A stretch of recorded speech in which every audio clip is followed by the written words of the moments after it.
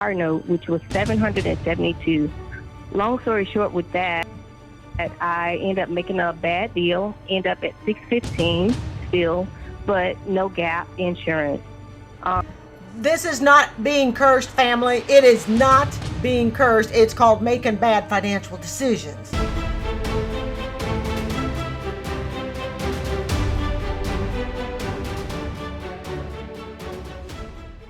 Hey, I was just trying to see if you guys could help me undo the mess that I'm in. I don't know if I'm cursed or what, but I'm in a lot of debt, and I'm a single mom, and I'm be close to retirement age shortly, and I don't know what to do. Okay, you're a lot of debt and you're a single mom and you're close to retirement age. So if you're in a lot of debt, um, I don't want to sound insensitive, but how did you get into that debt? Being in debt is not a curse, so to speak. All right. It's usually a result of the decisions we've made. Otherwise, I've had lots and lots of cursing in my financial history. Okay, how old are you? I'm 46. Okay. Didn't she say she was near retirement age? When you tell me, okay, I'm 57 and I still got a decade to go. So when you tell me you're near retirement age, I'm thinking, to me, that is within 10 years. Okay, I am in the 11-year mark, actually 11 years, okay, 11-year mark. And well, that's nearing retirement age. I can get a whole lot closer. But I'm definitely close enough that I'm grateful that I made, the financial decision to, start looking at my retirement in my 30s. I didn't wait to start looking at my retirement. I've made a lot of other financial mess ups, but retirement, at least that part is not one of them, for the most part. Okay, and what's going on? Tell us some more details.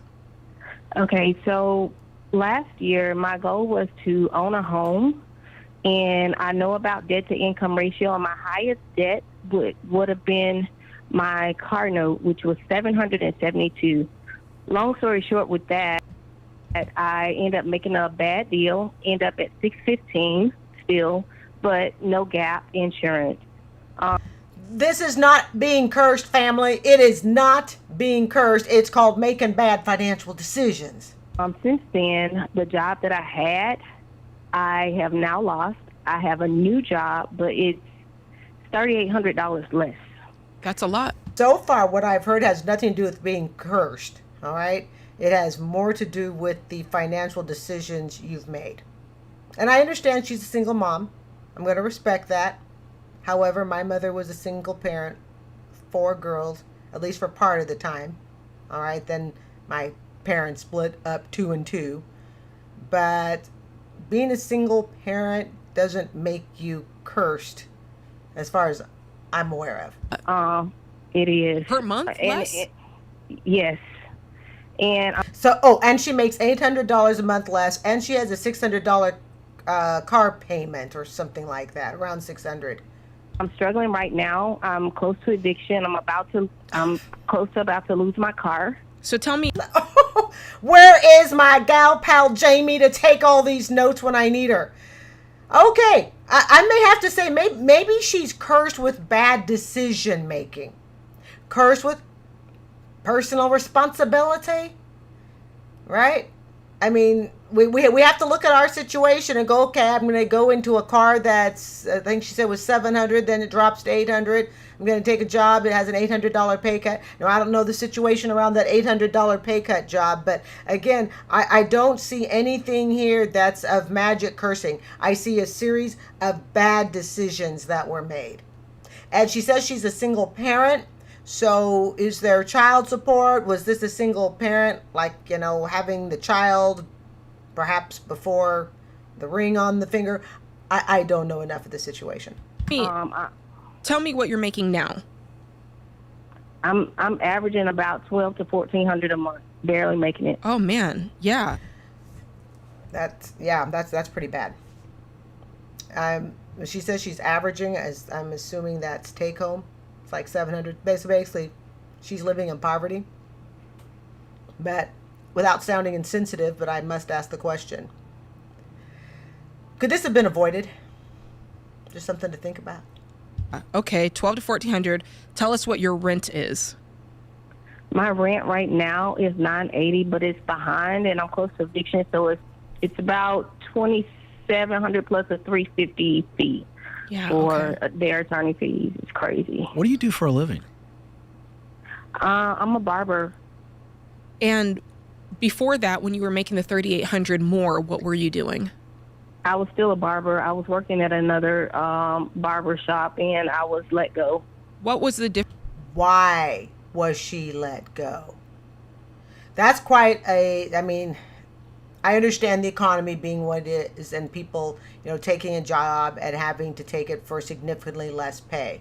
Okay. But all depending upon where you are on that scale for the significantly less pay, combined with the bills that you have, combined with your ability or inability to make money, can be a huge shift. So let's take someone like me. Okay. I make gross, $63,000 a year as a teacher, which is public information. All right. Anybody can look it up. Because I'm a state employee. All right. Combined with my little, part-time childcare job. All right. That bumps me up to close to about 68, 69. I think my tax return last year was like 70. So if I, suffered a decrease in income, I have a bit of a ways to fall before it would drastically impact me. But because my spending habits are in check, my budget is in check, I don't live above my means, yada yada, I could deal with the pay cut better. So I would really like to know why she was let go, because oftentimes it's my experience from having been let go on a couple of jobs and stuff. It's usually things that I did that caused it. A lot of the time. I mean, yes, there's the unfortunate, a couple times I was simply laid off, but there was that one or two occasions, where my actions kind of did it. No, it wasn't anything illegal. It was like, socializing with the customers too much and stuff like that. Probably from my college days, but kind of more forgivable. So, but I would like to know why she was let go. Because if she's in this, she's kind of in this tunnel of a series of unfortunate and bad events. Usually it's caused by you, the person that's in the bad set of events. It's like one bad thing happens, then you're not focused, and then you get a traffic ticket, and then you're upset about the traffic ticket, then you burn dinner, yada yada. That's what I've discovered in my 57 years. First started there, I was like, this makes no sense. I can do Lyft rides, right? Yeah. To make up. I think she said she could do Lyft rides to make it up. The short, but now my car is breaking down, and it's still not enough. Lyft rides sometimes are not as great as it was when I started. And you definitely don't want to be driving your customers around in a car that's breaking down. I guess the question that I have here, all right, what action has she done to avoid any of these circumstances? In other words, there are people who just stand around and wait for everything to fall apart. They know the job's not working out, so instead of going, hey, you know what, I noticed the job's not working out, I need to start pursuing other things before the job collapses. They notice the car is not, driving quite like it should, so we need to start repairs on the car, maintenance and all of that. They know the rent is getting perhaps behind, or it's like you're going to be late before you're late. Your rent's going to be behind before your rent's actually behind. So has she done, what did she do to keep that from happening? You know what? I noticed that I'm having trouble paying my rent, so I need to get a part-time job now to add to it. In other words, my impression, and I could be wrong, family, I could be wrong. My impression is that not only does she do a lot of standing around at the barber shop, waiting for the customers to come in, she kind of waits for everything to fall apart. Now, I could be totally wrong, and I reserve room to, apologize on that. But when you have this many things going on, something tells me that at some point, she either gave up and just said, forget it, I'll let it all fall apart, or she's been like this her whole life. There are people who live their life like this. Tell them to go get a part-time job and they won't. I'm not saying that that's her, okay? But I've known people like that personally. All right? Gee, it seems like the rent's getting kind of high. I know you don't want to give up an extra day a week to do a part-time job, but it might help you. Give up, if you're, like I'm in education, okay? Give up part of your summer. Work if you need to. A part of me suspects that this is just her MO. It's just it's her method of operation. This is just how she is. But the problem is when this is the way you operate, eventually everything does fall apart. In other words, if she is not a go-getter, if she isn't someone who says, you know what, I see a flaw, I see a way to fix the flaw before it becomes even bigger, I see a problem, or better yet, I see a problem that could potentially happen. Is she this type of person? Just a thought. Right. So it's not coming in. I tried to get been applying for other jobs. Like what? Nothing is coming through. Like, I'm great at customer service and things like that. I love barbering. Okay. But waiting until the tent has fallen to the ground. The goal is to try to keep the tent propped up. Okay? Something tells me this isn't the first curse, so to speak. I think that's what it's called. Yeah, I think I'm cursed. Something tells me this isn't the first time this woman's been cursed. But if you continue to not take action on any of the things that are happening to you, yeah, eventually it is going to completely fall apart. I knew when I was renting my apartment, when I got divorced in 2013, and I rented an apartment, I knew that apartment rents only went up. They never went down. So I actually started saving for this little condo. I didn't know which condo I was going to buy at the time, but I knew that eventually rent could become difficult for me to afford. Okay, and even though this place has a $430 a month HOA, all right, it is much more in line with my budget than, the $500 a month, $800 a month rent increases we've seen. That to me is just rent gouging. It's price gouging, okay? But that's what responsible people do. We don't just look at the short term, we look at the long term. I saw long term that, I really need a career, not a job.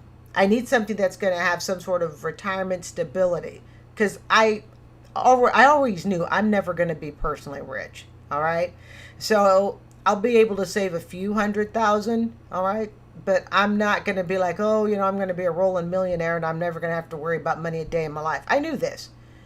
So, because I came from working class, school teacher parents.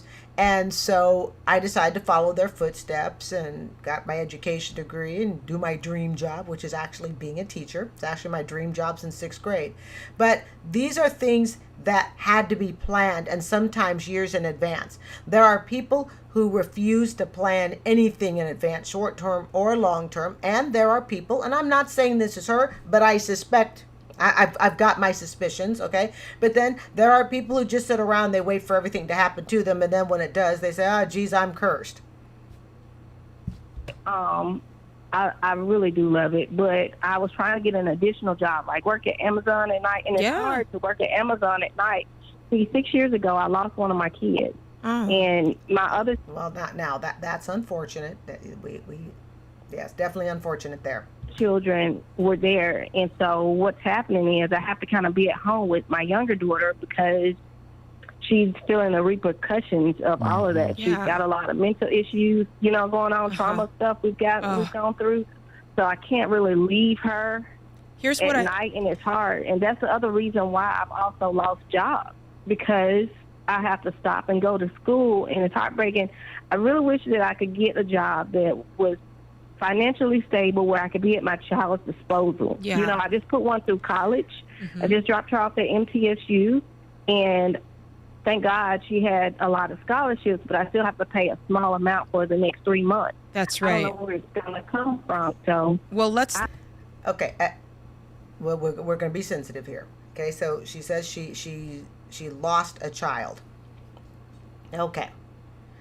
Putting on the most sensitive hat that I can wear. All right.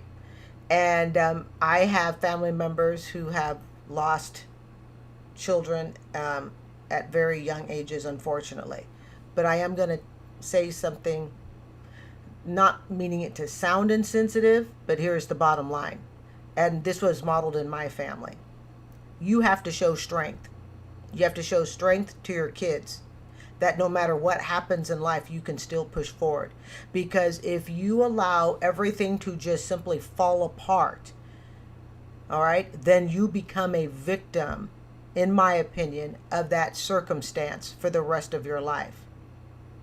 And no one deserves to be a victim for the rest of their life. Let's look at this. Let's look at this. Okay, you love Barb. And this isn't, I'm going to stand by it. This is not about being cursed. All right.